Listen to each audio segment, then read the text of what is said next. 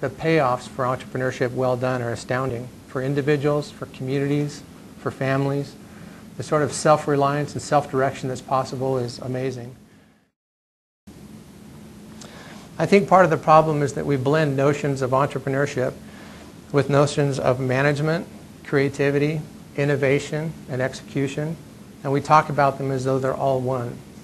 And we blend the entrepreneurship and innovation that happens inside large organizations with that which results in the formation of a new firm.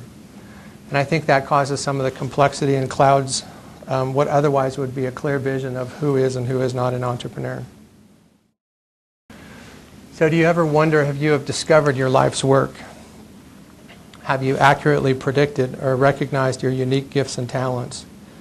Are you applying those unique capabilities to a career path that matters? Have you found your passion? Do you think you'll get a job? Will you start a company? Will you become self-employed? Or perhaps work with a nonprofit? And what are your thoughts about entrepreneurship? How many of you believe that you will own and operate your own business someday?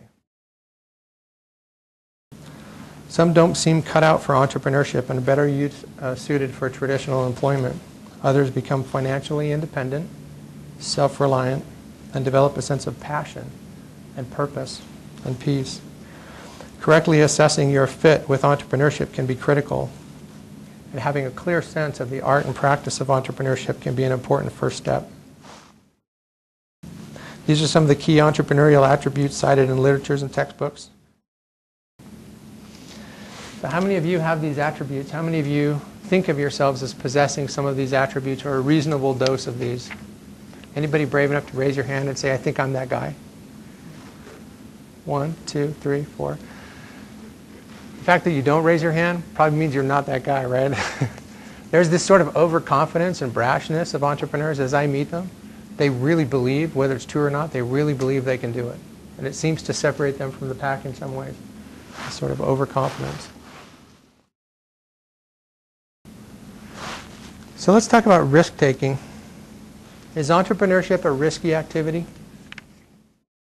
So I don't know if you're like me when you watch these free climbers, it just turns your stomach. You just can't even watch because you realize one mistake and it's all the way to the valley floor, right? And then those goofy guys are in the safety gear over there. I almost wish I had a whiteboard. Let me ask you this question.